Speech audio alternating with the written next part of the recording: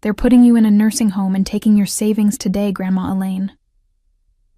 Those innocent words from my 8-year-old granddaughter Sophie made my blood run cold as I stood in my kitchen in Birmingham, Alabama, stirring a pot of vegetable soup. I nearly dropped the wooden spoon as the weight of her statement hit me like a physical blow. My name is Elaine Patterson, and at 69 years old I thought I had seen every kind of betrayal life could offer. I was wrong. Standing there in the home I had lived in for 43 years, watching Sophie color at my kitchen table while her parents were out running errands, I realized that my own son Benjamin and his wife Victoria had been plotting against me with surgical precision. "What do you mean, sweetheart?" I asked, trying to keep my voice steady as my heart hammered against my ribs. Sophie looked up from her coloring book, her crayon still moving across the paper as if she were discussing the weather. "Mommy and Daddy were talking about it last night. They said you're getting too old to live by yourself, and they need to take care of your money so bad people don't steal it." She paused, selecting a purple crayon. "Daddy said something about papers and a judge, and Mommy was really excited about finally getting to buy that big house she wants." The room seemed to tilt sideways. I gripped the counter, my knuckles white as I processed what Sophie had just revealed. For months, Benjamin and Victoria had been expressing increasing concern about my declining mental state, despite the fact that I managed my own finances, maintained my home, and continued volunteering at the local literacy center 3 days a week. Their sudden attention to my well-being had felt suspicious, but I had convinced myself I was being paranoid. Now I understood the truth. They weren't concerned about my welfare at all. They were positioning themselves to have me declared incompetent so they could access my $1.2 million estate. The thought made my stomach churn with a mixture of rage and heartbreak. This was my son, the boy I had raised alone after his father died when Benjamin was 12. I had worked 2 jobs to put him through college, sacrificed my own dreams to ensure he had every opportunity. "Are you okay, Grandma?" Sophie asked, noticing my silence. I forced a smile, though inside I felt like something fundamental had shattered. "I'm fine, honey. Keep coloring." But I wasn't fine. I was furious, and more importantly, I was determined. If Benjamin and Victoria thought they could manipulate a supposedly confused old woman, they were about to discover just how sharp my mind really was. As Sophie continued coloring, my mind raced through the past 6 months, connecting dots I had previously dismissed.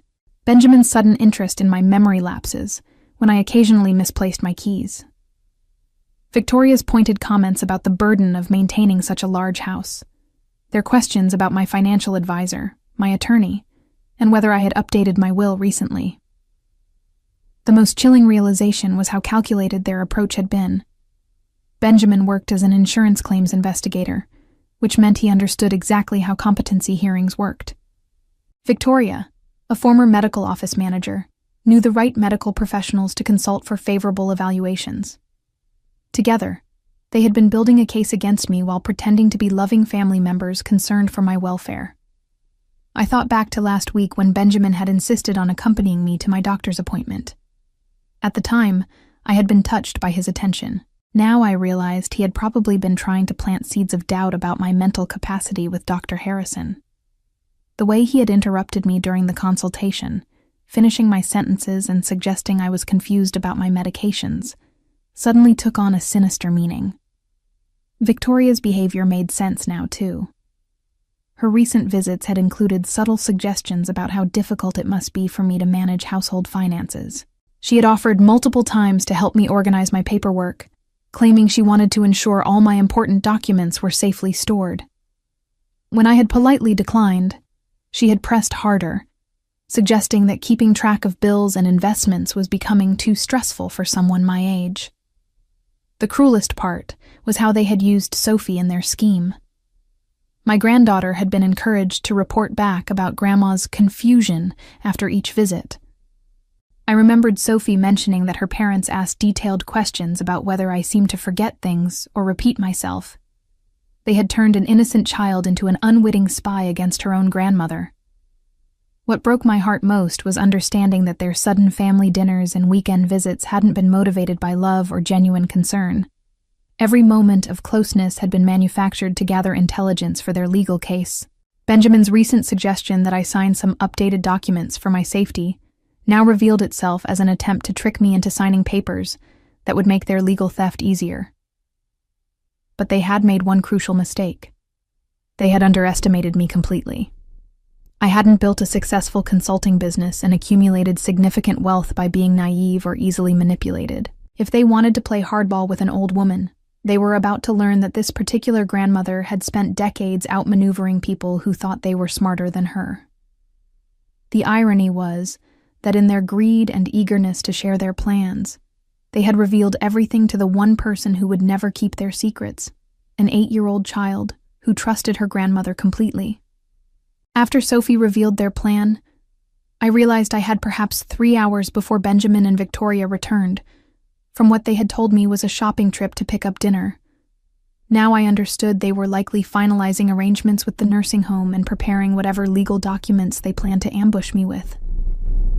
The timeline was tight, but I had spent my career handling crisis situations under pressure. My first call was to Patricia Wong, my attorney and one of the smartest legal minds I knew. We had worked together when I sold my consulting firm 5 years ago, and she understood exactly how important my independence was to me. "Patricia, I need your help immediately," I said, explaining Sophie's revelation. "They're planning to have me declared incompetent, probably as early as today." Her response was swift and decisive. "Elaine, we need to establish an irrevocable trust right now. How quickly can you get to my office?" "I can't leave. They'll be back soon, and I need to be here when they arrive with whatever paperwork they've prepared." I could hear Patricia typing rapidly on her computer. "Then we'll do this over the phone and fax. I'm preparing the documents now. You'll need to transfer your major assets into a trust with Sophie as the primary beneficiary. Once it's irrevocable, Benjamin and Victoria can't touch those funds even if they somehow succeed with their competency case." My next call was to Robert Kim, my financial advisor at North Peak Engineering's investment division. We had maintained my portfolio conservatively but profitably for 15 years. "Robert, I need to execute some emergency transfers today. How quickly can we move my investments into a different structure?" "Elaine, if this is about asset protection, we can have most of your holdings transferred within 2 hours. What exactly are we protecting against?" I explained the situation, and Robert's professional calm cracked slightly. "That's unconscionable. Let me start the paperwork immediately. We'll move everything into the trust structure your attorney is creating." While Sophie hummed quietly over her coloring book, I systematically dismantled my son's inheritance expectations. The house deed was transferred into the trust. My investment accounts, including the substantial holdings from my business sale, were moved beyond Benjamin and Victoria's reach. Even my checking and savings accounts were restructured so that any court order they might obtain would find nearly empty accounts. The final call was to my neighbor, Joyce Martinez, a retired social worker who understood family dynamics better than most. "Joyce, I need a witness to come over in about an hour, and I might need you to take Sophie home to her parents if things get complicated." "Of course, honey. What's going on?" "My family is about to learn that underestimating a grandmother is a very expensive mistake." As I hung up the phone, I looked at Sophie, still peacefully coloring. In 2 hours, her innocent revelation would save my independence and teach her parents that greed comes with consequences they never imagined. The documents arrived by courier at exactly 3:30 p.m., 45 minutes before Benjamin and Victoria were scheduled to return. Patricia had worked with remarkable speed, creating an ironclad, irrevocable trust that removed virtually all my assets from any potential legal reach. As I signed the final papers with Joyce Martinez as my witness, I felt a mixture of sadness and grim satisfaction. "Elaine, are you sure about this?" Joyce asked, reviewing the trust documents. "This is a significant step." "Joyce, my son is planning to have me declared mentally incompetent so he can steal my money and warehouse me in a nursing home. Sophie told me their entire plan." I signed my name with steady hands. This isn't just about protecting my assets. It's about protecting my dignity and my granddaughter's future. Joyce's expression hardened. As a former social worker, she had seen elder abuse in many forms. What they're planning is criminal. Have you considered involving adult protective services? First, I want them to experience the consequences of their greed. Then we'll see what legal action is appropriate. I folded the completed trust documents and placed them in my desk drawer. For now, I want them to walk into their own trap. At 4:15 p.m., I heard Benjamin's car pull into my driveway. Through the window, I watched him and Victoria exit the vehicle with purposeful expressions. Victoria carried a manila folder thick with documents, while Benjamin had what appeared to be a clipboard with official-looking papers. They moved with the confidence of people who believed they held all the cards. Sophie looked up from her coloring book as they entered through the front door.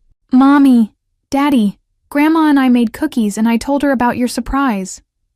Victoria's face went pale. "What surprise, sweetie?" "About the nursing home and taking Grandma's money. You said it was supposed to be a secret, but Grandma makes the best cookies when she's happy, so I thought she should know early." The silence in my living room was deafening. Benjamin and Victoria exchanged a look of pure panic while I smiled serenely from my armchair. Joyce, still seated at my kitchen table, observed the scene with professional interest. "Hello, Benjamin. Victoria?" I kept my voice warm and grandmotherly. "Sophie tells me you have some interesting plans to discuss." Benjamin recovered first, his insurance investigator training kicking in. "Mom, we need to talk. We've been concerned about your ability to live independently, and we've found a wonderful facility where you'll receive proper care." "How thoughtful of you." I gestured to the manila folder. "Are those the commitment papers?" Victoria's composure cracked. "Elaine, you don't understand. The house is too much for you to maintain. Your finances are becoming complicated. We're trying to protect you from people who might take advantage. People like yourselves." The question hung in the air like a challenge. Benjamin set down his clipboard and attempted to regain control of the conversation. "Mother, I know this is difficult, but we've consulted with medical professionals. There are concerns about your cognitive function that need to be addressed through proper legal channels." "I see. And I suppose those proper legal channels involve having me declared incompetent so you can access my $1.2 million estate?" I watched their faces as I spoke the exact amount. "Did you think I didn't know what I was worth, Benjamin?" Victoria's mask finally slipped completely. "We're not trying to steal anything. We're trying to ensure your money is properly managed before you lose it all to confusion or scammers. The only scammers I see are standing in my living room, attempting to defraud an elderly woman with the help of falsified medical evaluations and forged documents." Benjamin's face flushed red as he realized their carefully constructed plan was unraveling. "Mom, you're being paranoid. We would never try to hurt you. This is about keeping you safe." "Safe from what exactly?"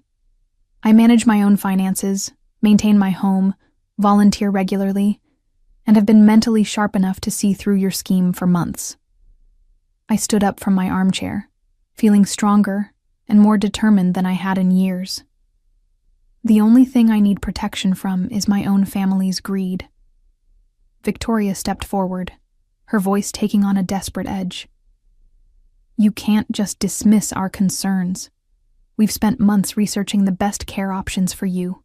We've invested time and money into finding solutions for your declining condition." "My declining condition?" I laughed, a sound that held no warmth. "Victoria, you mean the condition you and Benjamin have been fabricating? The memory lapses you've been documenting? The confusion you've been reporting to medical professionals?" Benjamin tried a different approach, his voice becoming pleading. "Mom, even if you disagree with our methods, you have to admit that managing a large estate at your age is stressful. Wouldn't it be easier to let us handle the financial responsibilities while you focus on enjoying your retirement? Enjoying my retirement in a nursing home you've selected, while you enjoy spending my money on the house Victoria has been dreaming about? I walked to my desk and retrieved the trust documents. I'm afraid that plan has encountered a significant obstacle. Joyce stood up from the kitchen table, ready to support me if needed. Sophie continued coloring, blissfully unaware that her innocent revelation had destroyed her parents' carefully laid plans. "What obstacle?" Victoria demanded, her composure completely shattered now. I held up the trust documents. "The obstacle of an attorney who works quickly and a grandmother who isn't nearly as confused as you hoped she would be." Benjamin snatched the papers from my hands, scanning them rapidly. His face went from red to ashen as he read. "This can't be legal. You can't just give away our inheritance." "Your inheritance?" My voice turned ice cold. "Benjamin, these assets were never yours. They were mine to do with as I chose, and I chose to protect them from children who plan to steal them through legal manipulation." Victoria grabbed the documents from Benjamin, her hands shaking as she read. "The house? The investments? Everything is gone? How is that possible?" "It's possible because while you were out making final arrangements to commit me against my will, I was making arrangements to ensure my granddaughter's future is secure from her parents' greed." I sat back down, feeling a deep satisfaction. "Every asset you plan to steal is now in an irrevocable trust with Sophie as the primary beneficiary." "This is insane!" Victoria screamed, throwing the papers onto my coffee table. "You can't just disinherit your own family because of some misunderstanding." "Misunderstanding?" Joyce spoke for the first time since they had arrived. "I'm a retired social worker, and what you two planned constitutes elder abuse. There's no misunderstanding about stealing someone's independence and assets through fraudulent competency proceedings." Benjamin's professional training finally kicked in, and he realized the legal jeopardy they were facing. "Mom, we can work this out. We can find a compromise that makes everyone happy." "The time for compromise ended when you decided to treat me like an incompetent obstacle to your financial goals, rather than like your mother."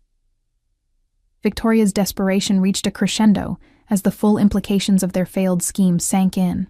"You don't understand. We've already made commitments based on accessing that money. We put a down payment on a house. Benjamin quit his job because we thought we'd be managing your estate." "You quit your job?" I stared at my son in disbelief. "You were so confident in your ability to steal my assets that you quit your job before you even succeeded?" Benjamin's face crumpled as he realized how thoroughly they had miscalculated. "It wasn't stealing, Mom. It was planning for the future. We knew you'd eventually need care, and we wanted to be prepared to provide it. By having me declared mentally incompetent, by committing me to a nursing home against my will, by taking control of assets I spent 40 years building." My voice rose with each question. "Benjamin, you were 12 when your father died. I worked 2 jobs to put you through college. I sacrificed my own comfort to ensure you had every opportunity. And this is how you repay that sacrifice?" Sophie looked up from her coloring book, finally sensing the tension in the room. "Why is everyone yelling? Did I do something wrong by telling Grandma about the surprise?" The innocent question cut through the room like a blade. Victoria and Benjamin realized that their own daughter had exposed their plan because they had been careless enough to discuss it in front of her. Their greed had made them sloppy, and now an 8-year-old child had destroyed months of careful preparation. "No, sweetheart," I said gently. "You did exactly the right thing by telling Grandma the truth. Honesty is always the best choice." Benjamin made one final desperate attempt to salvage the situation. "Mom, please. Let's sit down and discuss this rationally. We can undo the trust. We can find a solution that works for everyone." "The trust is irrevocable, Benjamin. Even if I wanted to undo it, which I don't, it's legally impossible. Every asset you plan to steal is now permanently beyond your reach." I picked up the commitment papers he had brought. "Were you planning to have me sign these today? Or were you going to forge my signature like I suspect you've done on other documents?" Victoria burst into tears, the weight of their financial ruin finally hitting her. "We're going to lose everything. The house deposit, Benjamin's job, our credit rating. How are we supposed to explain this to Sophie?" "Perhaps you should explain it the same way you explained your plan to steal from her grandmother," Joyce suggested coldly. "Children deserve honesty about their parents' character." I stood up and walked to my front door, opening it wide.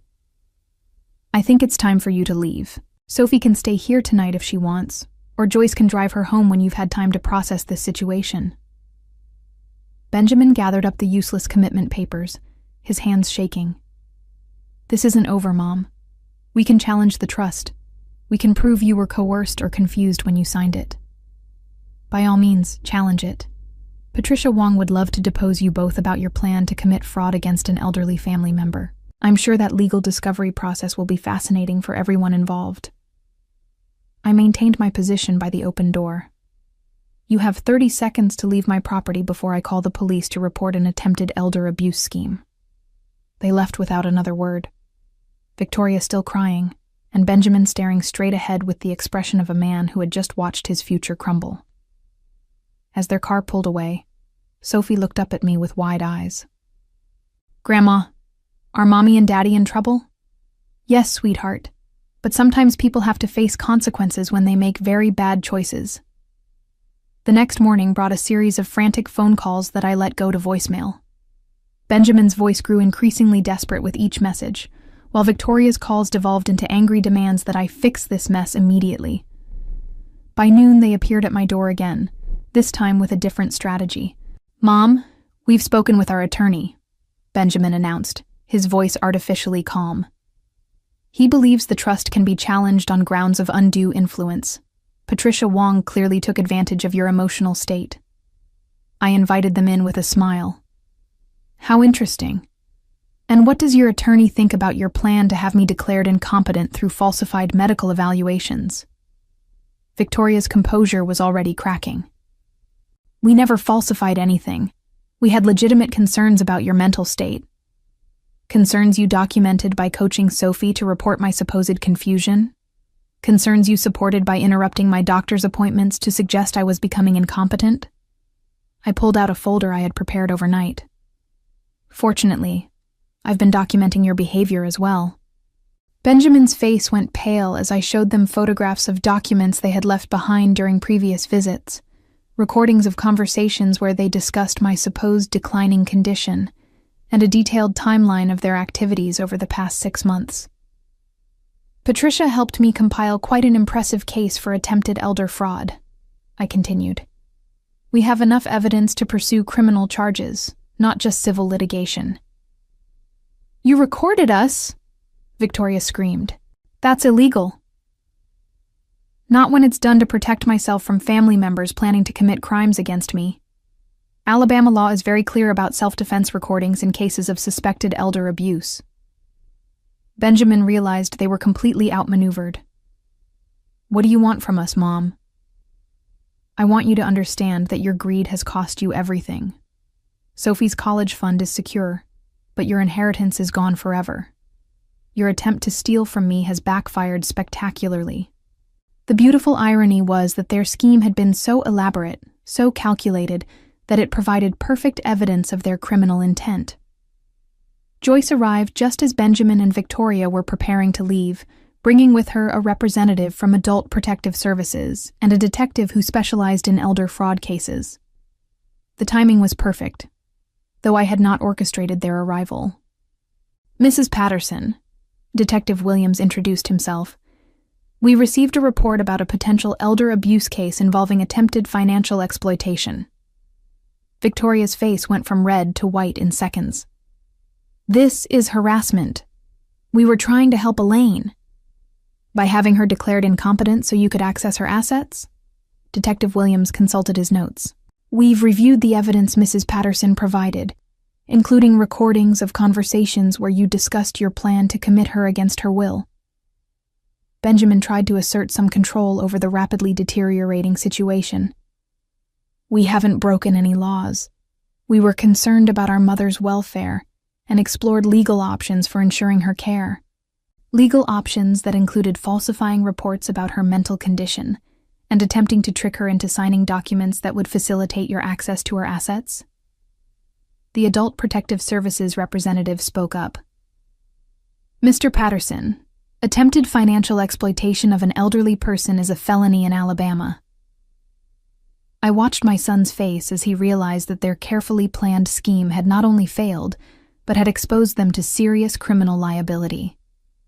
Victoria began crying again, understanding that their financial ruin was now compounded by potential jail time. "The irony," I said quietly, "is that if you had simply been honest about your financial problems, I might have been willing to help.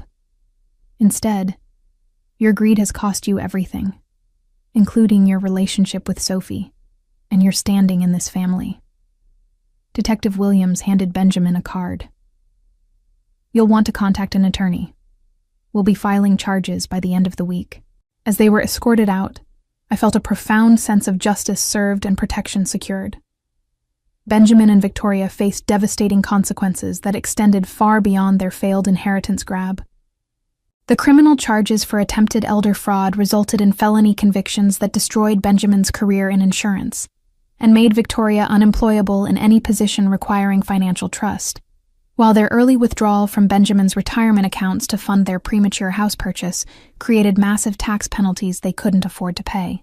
Their marriage crumbled under the financial pressure and mutual blame, leading to a bitter divorce where Sophie chose to live primarily with me rather than with parents who had proven themselves willing to exploit family members for money. The social stigma of their attempted elder abuse scheme made them pariahs in our community, where word spread quickly about the couple who had tried to steal their own mother's independence and assets through fraudulent legal manipulation. As I tucked Sophie into bed in what was now her permanent room in my house, I reflected on how their greed had inadvertently given me the greatest gift possible: full custody of my granddaughter and the chance to raise her with values they had clearly never learned. Looking back on my journey from potential victim to victorious grandmother, I realized that sometimes the most important inheritance we can leave is not money, but the lesson that wisdom, preparation, and strategic thinking will always triumph over greed, and the foolish assumption that age equals vulnerability.